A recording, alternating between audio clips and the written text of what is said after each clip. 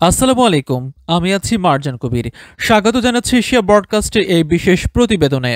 আজকের এই পর্বে আমরা আলোচনা করব যুক্তরাষ্ট্রের প্রেসিডেন্ট ডোনাল্ড ট্রাম্পের এক বিস্ময়কর সিদ্ধান্ত নিয়ে, যেখানে রাশিয়া থেকে তেল কেনার কারণে ভারতের উপর অতিরিক্ত 25% শুল্ক আরোপের ঘোষণা এসেছে। এর ফলে এখন মোট শুল্ক হার দাঁড়িয়েছে 50%, যা যুক্তরাষ্ট্রের ইতিহাসে কোনো বড় বাণিজ্য অংশীদারের ক্ষেত্রে অন্যতম সর্বোচ্চ। প্রিয় দর্শক, কী কারণে এই সিদ্ধান্ত, ভারতের জন্য এর পরিণতি কি হতে পারে এবং এর পেছনে কি শুধুই অর্থনৈতিক কারণ নাকি রাজনৈতিক কৌশলও রয়েছে, সব জানবো আজকের এই প্রতিবেদনে।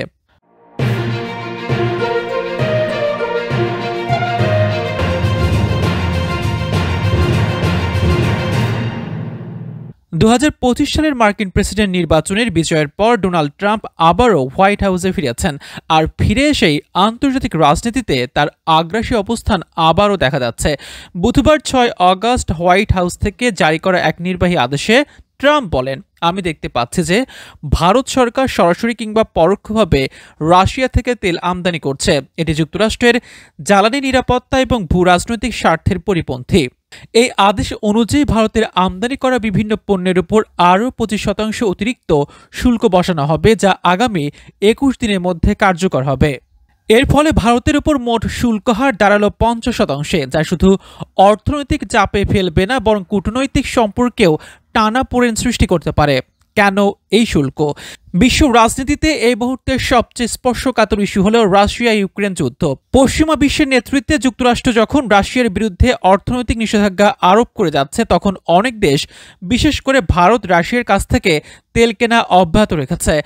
ভারত জানিয়েছে তারা বাজারের চাহিদা এবং মূল্য বিবেচনায় তেল আমদানির সিদ্ধান্ত নেয়, কিন্তু যুক্তরাষ্ট্রের দৃষ্টিতে এটি রাশিয়াকে আর্থিকভাবে সহায়তা করা শামিল। ফলে ট্রাম্প প্রশাসন মনে করছে কড়া শুল্ক আরোপের মাধ্যমে ভারতের উপর চাপ সৃষ্টি করা হবে, যাতে তারা রাশিয়ার দিক থেকে সরে আসে।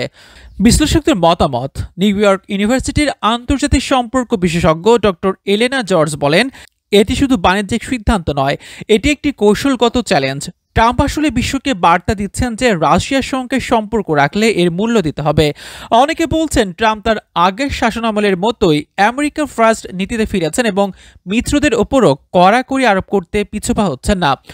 অন্যদিকে ভারতের প্রতিক্রিয়া, এই শুল্ক আরোপ নিয়ে এখনও ভারতের পক্ষ থেকে আনুষ্ঠানিক কোনো বিবৃতি দেওয়া হয়নি। তবে পররাষ্ট্র মন্ত্রণালয়ের সূত্রে জানা গেছে বিষয়টি গভীরভাবে পর্যবেক্ষণ করা হচ্ছে এবং কূটনৈতিকভাবে উত্তর দেওয়ার প্রস্তুতি চলছে।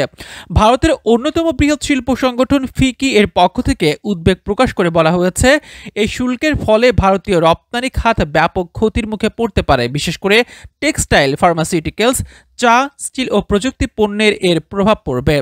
এই সিদ্ধান্ত শুধু ভারতের অর্থনীতিকেই নয়, বরং বৈশ্বিক বাজারকে প্রভাবিত করতে পারে।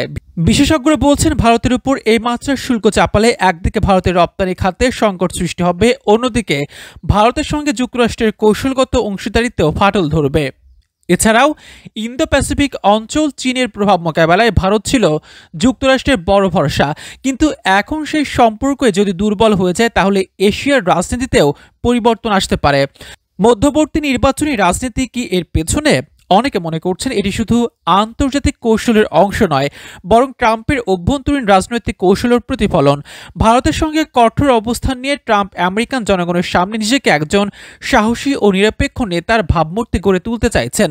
বিশেষ করে মার্কিন মধ্যবিত্ত শ্রেণীর কাছে বিদেশি প্রভাব কমানোর বার্তা দিতে এ ধরনের সিদ্ধান্ত কার্যকর হতে পারে। প্রিয় দর্শক, ভারতের সামনে এখন বড় প্রশ্ন, তারা কি যুক্তরাষ্ট্রের এ চাপের কাছে নতি স্বীকার করবে, নাকি রাশিয়ার সাথে সম্পর্ক বজায় রেখে বিকল্প পথ খুঁজবে?